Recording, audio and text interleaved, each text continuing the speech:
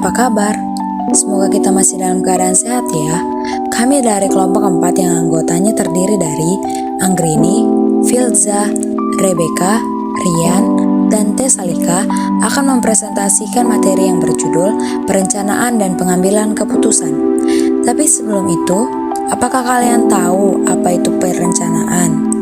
Perencanaan secara garis besar diartikan sebagai proses mendefinisikan tujuan organisasi, membuat strategi untuk mencapai tujuan itu, dan mengembangkan rencana aktivitas kerja organisasi. Pada dasarnya yang dimaksud perencanaan yaitu memberi jawaban atas pertanyaan-pertanyaan apa, siapa, kapan, di mana, mengapa, dan bagaimana. Jadi perencanaan yaitu fungsi seorang manajer yang berhubungan dengan pemilihan dari sekumpulan kegiatan-kegiatan dan pemutusan tujuan-tujuan, kebijaksanaan-kebijaksanaan, serta program-program yang dilakukan. Selanjutnya, macam-macam perencanaan. Yang pertama, perencanaan organisasi. Perencanaan ini terdiri dari 1. Perencanaan strategis. Rencana strategis yaitu rencana yang dikembangkan untuk mencapai tujuan strategis, tepatnya keputusan alokasi sumber daya, prioritas, dan langkah-langkah tindakan yang diperlukan untuk mencapai tujuan strategis. Yang kedua, perencanaan taktis adalah rencana ditujukan untuk mencapai tujuan taktis, dikembangkan untuk mengimplementasikan bagian tertentu dari rencana strategis. Selanjutnya ada perencanaan operasional, adalah rencana yang menitik beratkan pada perencanaan rencana teknis untuk mencapai tujuan operasional. Masing-masing rencana operasional berkenaan dengan suatu rangkaian kecil aktivitas. Kerangka waktu perencanaan. 1. Rencana jangka panjang. Suatu rencana jangka panjang atau long range plan meliputi banyak tahun, mungkin bahkan beberapa dekade. 2. Rencana jangka menengah. Suatu rencana yang agak bersifat sementara dan lebih mudah berubah dibanding rencana jangka panjang. Rencana jangka menengah biasanya meliputi periode 1 hingga 5 tahun dan terutama penting bagi manajer menengah dan manajer lini. 3. Rencana jangka pendek.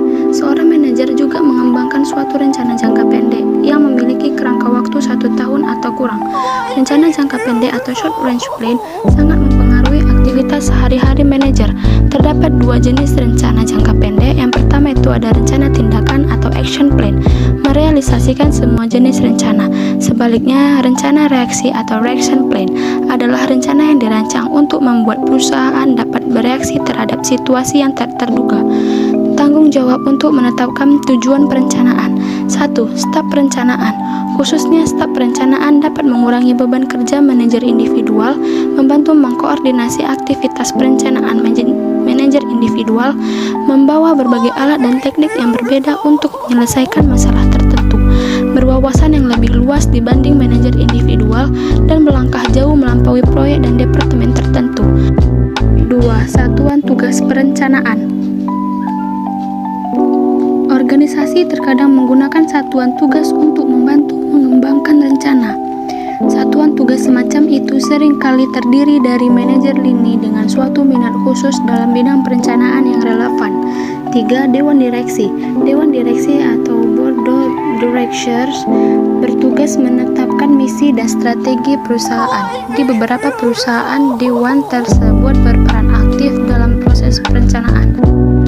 4. Chief Executive Officer atau CEO. Biasanya presiden direktur atau ketua dari dewan direksi. CEO mungkin individual tunggal yang paling penting dalam setiap proses perencanaan organisasi. CEO memainkan suatu peran utama dalam menyelesaikan proses perencanaan dan bertanggung jawab untuk mengimplementasikan strategi. Dewan dan CEO kemudian berperan langsung dalam perencanaan. Komponen organisasional lain yang terlibat dalam proses perencanaan memiliki peran sebagai penasihat dan konsultan. 5. Komite eksekutif. Komite eksekutif atau executive committee biasanya terdiri dari eksekutif puncak dalam organisasi yang bekerja sama sebagai suatu kelompok. Anggota komite eksekutif seringkali dibebankan pada berbagai staf komite, subkomite, dan satuan tugas untuk berkonsentrasi pada proyek tertentu atau masalah yang mungkin dihadapi seluruh organisasi pada suatu waktu di masa yang akan datang. 6. Manajer lini. Komponen terakhir ini sebagian besar beraktivitas perencanaan organisasi adalah manajemen lini atau line management. Manajemen lini memiliki otoritas formal dan tanggung jawab untuk manajemen organisasi. Mereka memainkan suatu peran penting dalam proses perencanaan organisasi karena dua alasan. Pertama, mereka merupakan sumber informasi berharga dari dalam organisasi untuk manajer lain. Etika rencana diformulasikan dan diimplementasikan. Kedua, manajer lini di tingkat menengah DN rendah dari organisasi biasanya harus melaksanakan rencana yang dikembangkan oleh manajemen puncak. Manajemen lini mengidentifikasikan, menganalisis, dan merekomendasikan alternatif program, membuat anggaran, dan mengajukannya untuk disetujui dan akhirnya melaksanakan perencanaan. Selanjutnya, hambatan dalam penetapan tujuan dan perencanaan. Yang pertama ada tujuan yang tidak tepat. Tujuan yang tidak tepat mempunyai banyak bentuk. Membayar dividen yang besar kepada pemegang saham mungkin tidak jika dananya didapatkan dengan mengorbankan penelitian dan pengembangan tujuan, mungkin juga tidak tepat jika tujuan tersebut tidak dapat dicapai. Yang kedua, sistem penghargaan yang tidak tepat, di mana dalam beberapa lingkungan, sistem penghargaan yang tidak tepat merupakan hambatan dalam penetapan tujuan dan perencanaan. Yang ketiga, lingkungan yang dinamis dan kompleks, di mana sifat dari suatu lingkungan organisasi juga merupakan hambatan bagi penetapan tujuan dan perencanaan yang efektif.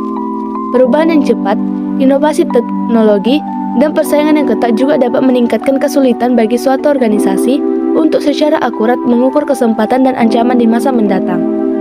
4. Keengganan untuk menetapkan tujuan. Hambatan lain terhadap perencanaan yang efektif adalah tujuan bagi mereka sendiri dan untuk unit-unit yang merupakan tanggung jawab mereka. Alasan untuk ini mungkin adalah kurangnya rasa percaya diri atau takut akan kegagalan. Jika seorang manajer menetapkan suatu tujuan spesifik, ringkas, dan berhubungan dengan waktu, maka apakah ia mencapai atau tidak mencapai tujuan tersebut akan tampak nyata. Manajer yang secara sadar atau tidak sadar berusaha untuk menghindari tingkat tanggung jawab ini lebih mungkin untuk menghindari usaha perencanaan organisasi. Yang kelima, penolakan terhadap perubahan. Hambatan lain dalam menetapkan tujuan dan perencanaan adalah penolakan terhadap perubahan. Perencanaan pada intinya terkait dengan perubahan suatu dalam organisasi. Yang terakhir adalah keterbatasan. Keterbatasan atau constraint yang membatasi apa yang dapat dilakukan organisasi merupakan hambatan utama yang lain. Selanjutnya, mengatasi hambatan. Yang pertama ada pemahaman maksud tujuan dan rencana. Salah satu cara terbaik untuk memperlancar penetapan tujuan dan proses perencanaan adalah dengan maksud dasarnya. Manajer seharusnya juga mengetahui bahwa terdapat keterbatasan pada efektivitas penetapan tujuan dan pembuatan rencana. Dan penetapan tujuan dan perencanaan yang efektif tidak selalu memastikan keberhasilan. Penyesuaian dan pengecualian diharapkan dari waktu ke waktu. Yang kedua, komunikasi dan partisipasi. Meskipun mungkin dibuat pada tingkat tinggi, tujuan dan rencana tersebut harus dikomunikasikan kepada pihak yang lain dalam organisasi. Setiap orang yang terlibat dalam proses perencanaan seharusnya tahu landasan apa yang mendasari strategi fungsional dan bagaimana strategi-strategi tersebut diintegrasikan dan dikoordinasikan. Orang-orang yang bertanggung jawab untuk mencapai tujuan dan mengimplementasikan rencana harus didengar pendapatnya dalam mengembangkan strategi tersebut. Setiap orang hampir selalu memiliki informasi yang berharga untuk disumbangkan atau karena mereka yang akan mengimplementasikan rencana atau keterlibatan mereka sangat penting. Orang biasanya lebih berkomitmen pada rencana yang pembentukannya mereka bantu. Bahkan ketika suatu organisasi akan bersifat sentralisasi atau menggunakan staf perencanaan, manajer dari berbagai tingkat dalam organisasi seharusnya dilibatkan dalam proses perencanaan. 3. Konsisten, revisi, dan pembauran. Tujuan seharusnya konsisten baik secara horizontal maupun secara vertikal. Di mana konsisten horizontal berarti bahwa tujuan seharusnya konsisten di seluruh organisasi atau dari satu departemen ke departemen lainnya. Sedangkan konsisten vertikal berarti bahwa tujuan seharusnya konsisten dari atas hingga ke bawah organisasi. Di mana ada tujuan strategis, taktis, dan operasional harus selaras. Karena penetapan tujuan dan perencanaan merupakan proses yang dinamis. Tujuan dan perencanaan juga harus direvisi dan diperbarui secara berkala.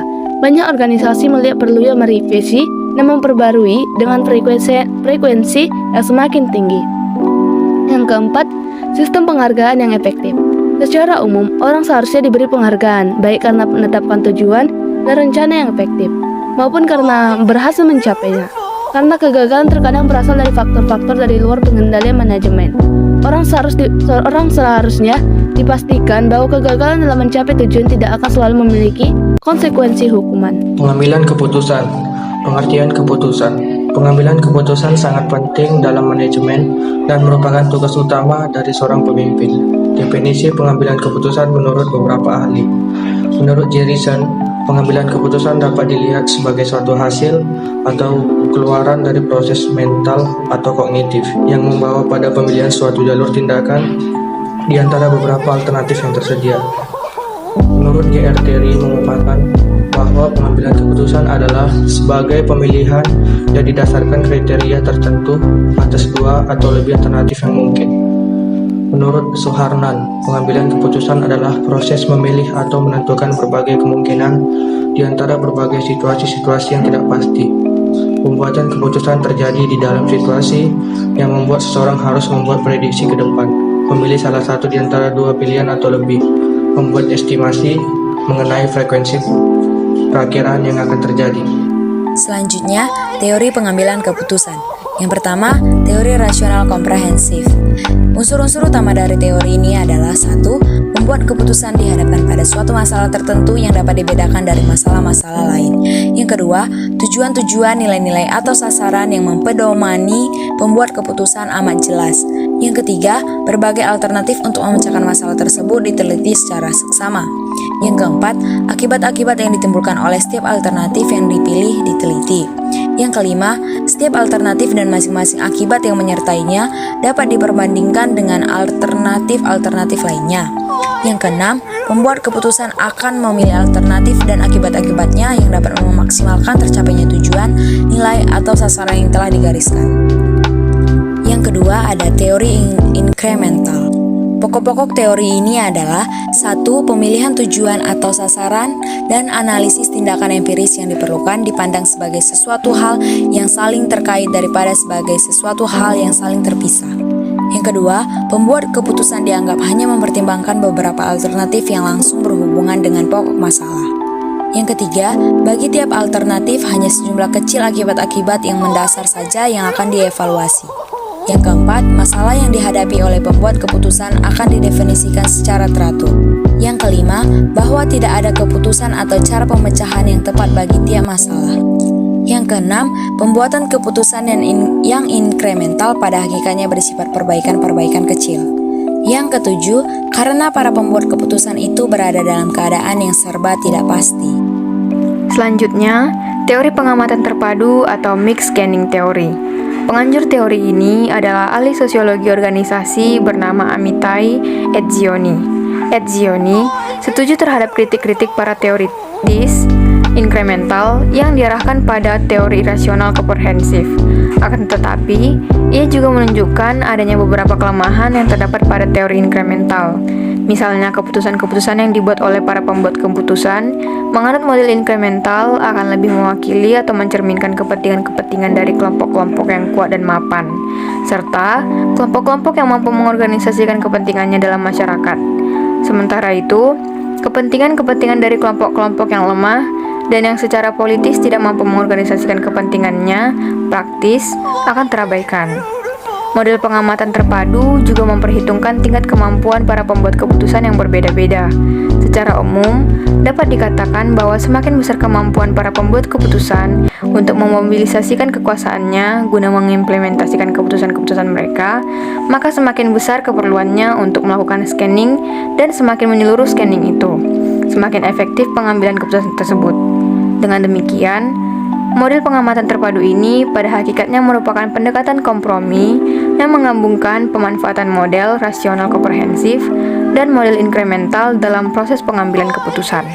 Kriteria pengambilan keputusan. 1. Nilai-nilai politik. Pembuat keputusan mungkin melakukan penilaian atas alternatif kebijaksanaan yang dipilihnya dari sudut pentingnya alternatif itu bagi partai politiknya atau bagi kelompok-kelompok lain dari badan atau organisasi yang dipimpinnya. 2. Nilai-nilai organisasi. Para pembuat keputusan, khususnya birokrat, mungkin dalam mengambil keputusan dipengaruhi oleh nilai-nilai organisasi di mana ia terlibat di dalamnya. Semisal badan-badan administrasi menggunakan berbagai bentuk ganjaran dan sanksi dalam usahanya untuk memaksa para anggotanya menerima dan bertindak sejalan dengan nilai-nilai yang telah telah digariskan oleh organisasi.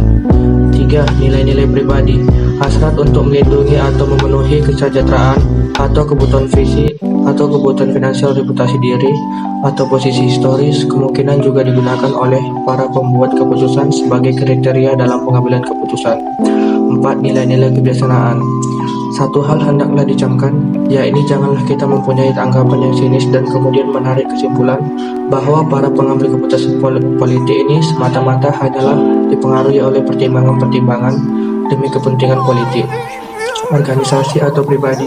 Sebab para pembuat keputusan mungkin pula bertindak berdasarkan atas persepsi mereka terhadap kepentingan umum atau keyakinan tertentu mengenai kebijaksanaan negara, apa yang sekiranya secara moral tepat dan benar. Nilai ideologis. Ideologi pada hakikatnya merupakan serangkaian nilai-nilai dan keyakinan yang secara logis saling berkaitan, yang mencerminkan gambaran sederhana mengenai dunia serta berfungsi sebagai pedoman bertindak bagi masyarakat yang makin indah. Di berbagai negara sedang berkembang di kawasan Asia, Afrika, dan Timur Tengah nasionalisme yang mencerminkan hasrat dari orang-orang atau bangsa yang bersangkutan untuk merdeka dan menentukan nasibnya sendiri telah memberikan peran penting dalam mewarnai kebijaksanaan luar negeri maupun dalam negeri mereka. Fungsi dan tujuan pengambilan keputusan. 1. Fungsi pengambilan keputusan individual atau kelompok, baik secara institusional ataupun organisasional, sifatnya futuristik. 2. Tujuan pengambilan keputusan terbagi atas dua, yaitu tujuan yang bersifat tunggal atau hanya satu masalah dan tidak berkaitan dengan masalah lain. Tujuan yang bersifat ganda atau masalah saling berkaitan dapat bersifat kontradiktif ataupun tidak kontradiktif. Selanjutnya, faktor-faktor yang mempengaruhi pengambilan keputusan. 1. Komposisi kelompok. Ada 4 hal yang perlu diperhatikan dalam menyusun komposisi kelompok, yaitu 1. Penerimaan tujuan umum, mempengaruhi kerjasama dan tukar informasi. 2. Pembagian atau divisibilitas, tugas kelompok. Tidak semua tugas dapat dibagi. 3. Komunikasi dan status struktur. Biasanya, yang posisinya tertinggi paling mendominasi dalam kelompok. 4. Ukuran kelompok. Semakin besar kelompok, semakin menyebar opini. Konsekuensinya adalah semakin lemah partisipasi individu dalam kelompok tersebut. 2. Kesamaan anggota kelompok. Keputusan kelompok akan cepat dan mudah dibuat bila anggota kelompok satu sama dengan lain. 3. Pengaruh atau pengkutuban polarisasi kelompok. Seringkali, keputusan yang dibuat kelompok lebih ekstrim dibandingkan keputusan individu. Hal ini disebabkan karena adanya perbandingan sosial. Tidak semua orang berada di atas rata-rata. Oleh karena itu, untuk mengimbanginya, perlu dibuat keputusan yang jauh dari pendapat orang tersebut. Selanjutnya, model pengambilan keputusan. Ada beberapa model pengambilan keputusan. Yang pertama, model pengambilan keputusan dalam keadaan kepastian. Biasanya menggambarkan bahwa setiap rangkaian keputusan atau kegiatan hanya mempunyai satu hasil. Model ini disebut juga model kepastian atau deterministik. Yang kedua, model pengambilan keputusan dalam keadaan beresiko. Menggambarkan bahwa setiap rangkaian keputusan atau kegiatan mempunyai sejumlah kemungkinan hasil dan masing-masing kemungkinan hasil probabilitasnya dapat diperhitungkan dan dapat diketahui. Model keputusan dengan risiko ini disebut juga model stokastik. Yang terakhir, model pengambilan keputusan dengan ketidakpastian. Biasanya menggambarkan bahwa setiap rangkaian keputusan atau kegiatan mempunyai sejumlah kemungkinan hasil dan masing-masing kemungkinan hasil probabilitasnya tidak dapat diketahui atau ditentukan. Model keputusan dengan kondisi seperti ini adalah situasi yang paling sulit untuk pengambilan keputusan, atau kondisi yang penuh ketidakpastian. Ini relevan dengan apa yang dipelajari dalam game teori. Langkah-langkah atau proses pengambilan keputusan. 1. Proses identifikasi atau perumusan persoalan keputusan. Identifikasi masalah dapat dilakukan dengan berbagai cara. Penggunaan 7 tools dalam manajemen biasanya dapat membantu proses identifikasi ini. 2. Penetapan parameter dan variabel yang merupakan bagian dari sebuah persoalan keputusan. Biasanya, pemecahan masalah yang menggunakan model matematika sangat memerlukan adanya variabel yang terukur. Yang ketiga, penetapan alternatif pemecahan persoalan. Alternatif pemecahan masalah dapat didapatkan dari analisis pemecahan masalah. Yang keempat, penetapan kriteria pemilihan alternatif untuk mendapatkan alternatif yang terbaik. Biasanya kriteria pemilihan ini didasarkan pada payoff atau hasil keputusan. Yang kelima, pelaksanaan keputusan dan evaluasi hasilnya. Selanjutnya, kesimpulan. Perencanaan adalah proses awal dari pembuatan keputusan. Sedangkan pembuatan keputusan adalah bagian kunci dari kegiatan manajemen, khususnya manajer. Kegiatan ini memainkan peran penting, terutama bila manajer melaksanakan fungsi pelaksanaan. Perencanaan menyangkut keputusan-keputusan yang sangat penting dan jangka panjang yang dapat dibuat oleh manajer. Dalam proses perencanaan, manajer memutuskan tujuan-tujuan organisasi yang akan dicapai, sumber daya yang akan digunakan, dan siapa yang akan melaksanakan setiap tugas yang dibutuhkan. Seluruh proses perencanaan itu melibatkan manajer dalam serangkaian situasi pembuatan keputusan. Kualitas keputusan-keputusan manajer akan menentukan efektivitas rencana yang disusun. Baik, sekian untuk video pembelajaran kami. Bila ada kekurangan, kami mohon maaf. Terima kasih.